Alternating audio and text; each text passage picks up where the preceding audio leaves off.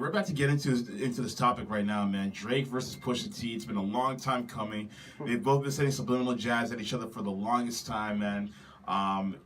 Many people can argue that it dates back all the way to 2012 when it comes to Drake and Pusha specifically, when Pusha called out Lil Wayne and Cash Money, including Drake, on the record Exodus, where he was basically saying how they're all signed to 360 deals and how one guy signed to another guy, signed to another guy. I can't remember the other line, but that's basically the whole paraphrasing of it. And then basically Drake kind of had to get intervened into it as well. And then now it's led all up to this moment. And right before Drake put out what's the record called? Duppy. There you go. We just played it earlier today. I don't know why I'm blanking now. But when he put out Duppy, before that record came out, it was Infrared, where Pusha had a subliminal line ready for him. And Drake just said, you know what? This guy's been sending me subs for God knows how long. Like, enough is enough. So Drake bit back, and then that gets us to where we are right now. And it's funny, if you go even further back into 2003, that's where the rift really began, because of the fact that when Clips and Pharrell collaborated with Birdman for What Happened to That Boy, Birdman did not pay Pharrell for the beat. Surprise, surprise. So basically, Clips said, oh, that's how you're doing it? All right, cool. Like, F Cash Money. And then around the mid-2000s, Lil Wayne, that's when he started to blow up. And he started kind of copying a little bit of their fashion with the Bape clothing line and Billionaire Boys Club clothing line, which is more Pharrell's thing. So Clips called him out on the record Mr. Me Too, which sounds like a dope record on hindsight, but really it's a whole bunch of subliminal jabs at Lil Wayne for being a copycat, basically. So it goes all the way back to then. And now, because Drake is signed to Cash Money, it's almost like he's inheriting that beef, all in the name of standing up for his label mate, his label boss, whatever you want to call it. Now, a lot of people have been discussing both records. Some people are saying that when it comes to the story of the Adidon record, that Push kind of took it a bit too far when he mentioned Fordy and the whole MS situation that he's going through right now. But some people will, defer and be like, hey, that's battle rap. It is what it is at the end of the day. So, Fordy North, with you listening to both Duppy and story of Adidon, like, what are your initial thoughts right now thus far? First off, I'm just enjoying it as a fan. Right. Just sitting back and enjoying watching them just go at it. It's always, I think hip-hop culture always loves a good beef, a good battle rap. Confrontation. Everybody likes confrontation in general. Right. After listening to it, I thought they're both entertaining. Who's winning? I don't know. Who's to say? It's like however you want to interpret it. Yeah. People say maybe Pusha went too far. I'm just like, well, you ever see a king in a dot battle or anything like right. In any type of battle rap situation, it seems like anything's on the table. Right. So I think in that type of battle rap arena, I think like everything's really off the table at that point, because no one's really caring about endorsements or anything like that. Like, they are primarily battle rappers. I think we expect them to go off the railings with that. When it comes to these guys, like they have. So do you think that a mainstream, they have different guidelines to go by, maybe? I wouldn't say different guidelines per se, but I think parameters. I think there are certain parameters as well, because battle rap, I think when it comes to like the actual like a stage or arena for battle rap, like they're expected to bring up the crowbars and all that stuff, right? Whereas with that, like what they want to call mainstream rap or whatever the case may be, as far as a recording artist, I think the recording artist first. And I'm not saying that they should have any boundaries. But at the same time, I am saying, however, that like certain things kind of need to be kept between the two artists in particular. So, for example, a lot of people, like I mentioned before, were saying, Pusha may have gone too far with the whole 40 reference, right?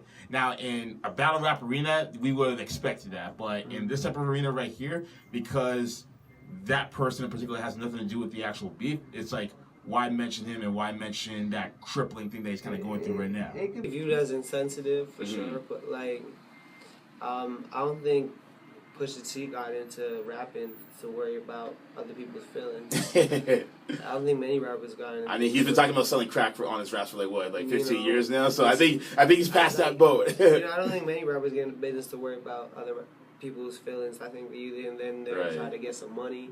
Well, it depends on what kind of rapper they are, right? Because a rapper like Pusha T, for example, like he has nothing to lose. Whereas Drake, he's like Mr. Endorsement Man, essentially. Yeah. So and also like, well, opening bars of like Drake's thing, like he was going at Pusha T for his relationship with Kanye and whatnot, Right. talking about, and then also his relationship with questioning his legitimacy between Malice and his cousin, like who really was hustling and whatnot. Right. So he's going at Pusha. He's going at, I guess not really Malice, just a good little flip of the word. Like a reference to Malice. Yeah. But then really going at like him and his relationship with Kanye and whatnot. Mm-hmm. And there's no, you could say that the relationship between Kanye and Push is an instrumental one in his career, similar to maybe how OVO, Fordy's relationship with Drake is some instrumental. Mm-hmm. So now, in terms of just roles and capacity, the severity of the situations and the subject of how they both were involved in the disses maybe could vary, and maybe one might be more insensitive than the other or whatnot. But like I said, this is about like this is rap, hip hop in a battle rap set, like elite setting in an arena, so to speak. Somewhat, in the internet arena. Right. Now let's break it down by some of the lines that were mentioned in each record. So you mentioned the lines about him talking about Kanye's relationship and all that. Let's talk about Pusha T going at Drake for, questioning like his own blackness. So as we all saw, the cover photo for Story that added on was Drake in blackface, all right? Yeah. And a lot of people were heavily criticizing Drake for being in blackface. Mm-hmm. But then, there's more context that came out with it. So basically, so basically he stated that it was basically like an art project that he was doing while he was an actor back in 2007. So this is way before he even blew up. This is while he was still local. Yeah. And basically he wanted to state how there's still racial prejudice in the world when it comes to black actors and how hard of roles it is to get for them, unless that they portray the roles of the stereotypical black man who does things just for the entertainment of the larger masses, essentially. Yeah. So I think even despite that context, people still weren't messing with it. And I feel like it's kind of unfair because now the goalpost is almost moving for him in a sense. I feel like it always moves for Drake and nobody else. Like, would you feel the same way? I think Drake got haters. So, like, haters gonna hate. Mm-hmm. If it is true, like what he said, where to put it in context, he did that in an attempt to create awareness for the stereotypes and misfortunes that black actors have to unfortunately deal with in terms of the movie industry, film industry, whatever it may be. Mm-hmm. Him trying to raise awareness is, a noble cause and whatnot. Right. If it gets blown out of context and whatnot, well, it's unfortunate, but that's just how the internet moves, I think. They take something and run with it, blow it out of context, out of proportion, and just tell the narrative that suits whatever they're trying to sell you. Right. So if they're trying to sell you a bunch of hate and bullshit, then they're going to stick with that. If they're trying to actually justify it, then they'll take time to hear what the picture has, the context behind it, and then come up with their own decision for it. But either way, I look at it and just people who want to hate on him for it, I think those are all the same people that maybe probably want to hate on him for wanting to allegedly appropriate Jamaican culture with all this Caribbean right, exactly. Or say, you're not black enough, you're too light. Yeah. It's all the dumb nonsense. Like, I feel like Drake gets the short end of the stick a lot of times, basically. Like, whenever he wants to rep Toronto, a lot of people from here will be like, oh, no, you're not the one to do it. But then when he's not repping Toronto, then he's like, oh, you need to rep Toronto hard enough. It's a very fickle fan base at the end of the day. And, like, now, I'll be honest, like, when that picture first came out, first of all, I didn't even knew anything had happened. Like, I just come from the gym or whatever, and then someone sent that to me in a text, and they were just listing down all these things. And wait, what? Drake was in blackface? What? And then they sent me the picture. I was like, oh, shit. I'm thinking, is this like actually him? Is this Photoshop? Like, what's really going on? And then, exactly. And then, old pic, right? And then I want to see, like, is there a song with this? Like, I don't want it to be another Photoshop beef. So, like, there was an actual song that went with it. And I'm like, oh shit. So I'm thinking now, like, at that moment, I'm thinking, Drake, we need an explanation. What is going on? Like, I trust you have one. I'm not gonna jump off the rail just yet, but I think we need to hear one. And then he came out with one. But again, even then, that still wasn't enough for people, even though it was in proper context. I mean, they're gonna hate. Like he said what? That was from like what? 2007. 2007. Yeah, so this is like comeback season. Exactly. Yeah, replacement girl and all that. You know, and he's talking, and he does a piece about going in blackface about the underrepresentation of black actors in film. Well, in 2007, what Black Panther didn't only come out till what 2018. So maybe there is some precedent to what he's saying. There is weight to it and whatnot. But either way, like I look at it, it's just like haters gonna hate. Right. Now let me ask you this: like Pusha also referenced the mother of his child, who was an ex-porn star allegedly, and basically said that like you have a kid, you know, like share that kid out to the world, stop being a deadbeat. Do you feel like Drake should have announced to the world that he has his kid? Because we don't even know how old the child is, or whatever. No. It's because you're a celebrity. Do you have to tell everybody, yo, I'm a dad now? Right, exactly. Like maybe he wants to keep it private. What he does with his you know life and family life, that's entirely his prerogative. Yeah, and I think like that's digging like and especially if it's not. If you had a kid in circumstances that maybe you weren't expecting, maybe one that wasn't necessarily ideal or whatever the situation may be. Right. You don't want to share that with people. That's your right to not want to share it with people. Right. And plus, like, why you want to... I know me personally, like, if I kid, I try to keep my kids out of the spotlight. Right. So if he has a choice, I don't want to have a kid and... be like DJ Khaled and have parading him, let the whole world bask in my child's glory. Right. Like, then it's entirely his prerogative to do so. And then somebody trying to throw shade on him for wanting to keep, you know, his family situation on wraps. You know, that's your judgment call, bro. Me personally, yo, man, wanted to keep his like that. But hey, man, you want to throw shade on it? Y'all can throw shade on it. Me.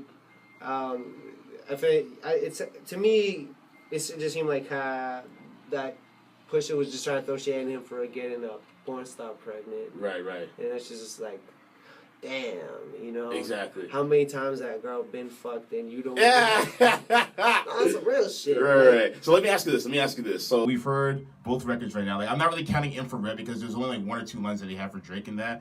So I'm really more so counting. Story of Adidon versus Duppy. Yeah. Who do you think is taking the lead right now? If you had a guess. Well, like, I think musically. Yeah.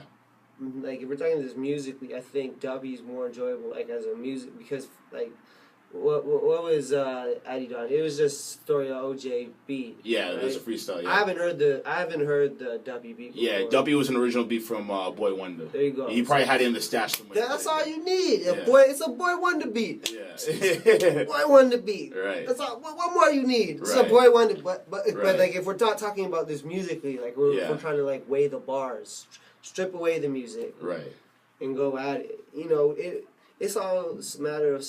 It's all matter of perspective because you know, like Pusha may have gone at him.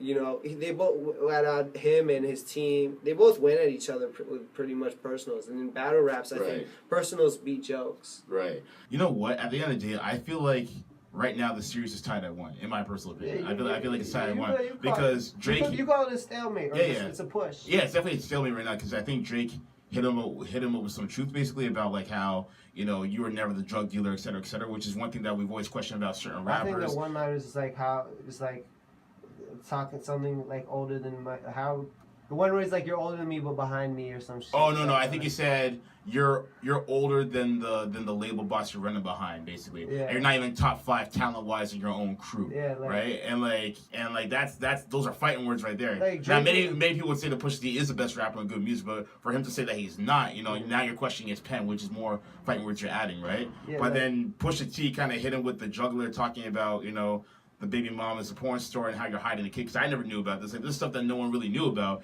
And then just to add the extra nail in the coffin when you brought Fordy into it and stuff like that, now you're just like, you're stirring the pot now at this point. Like, from the outside looking in, it looked like Drake was pointing at more of like Pusha T's lack of success career-wise compared to Drake. Right. And that's something he has on him too, because like at the end of the day, like Drake has become like a success in the music industry, whereas Pusha has had label issues for the longest time and what have you. Yeah. So it's just like, I'm surprised Drake didn't even mention that, because this guy, him and his brother were in label limbo for like 4 or 5 years even. But I'm curious to see what Drake will do on his next record. Do you feel like his next record should be coming shortly, if anything?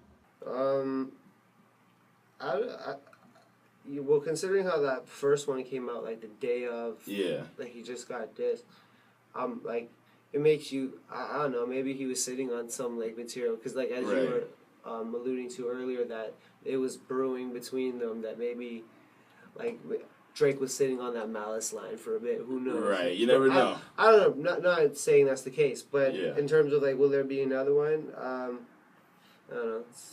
If he feels like it, sure. There you go, man. It's like the way I see it, like he said even in the diss track, he's in album mode. I think maybe he's right now thinking. Drake's the type of guy probably would think, if I just make a bunch of radio hits, then I could drown you out. Could be, but Because I remember something similar with like when the whole 50 Cent and Rick Ross thing went down. Mm-hmm. I remember thinking like when 50 brought out Rick Ross's baby mom. Yeah. Talking about Officer Ricky. Right. I remember that. Officer Ricky, that was just and I'm crazy. just thinking like, how's Rick? And Rick never responded really. Rick never responded 50. What did he do? He came out with BMF.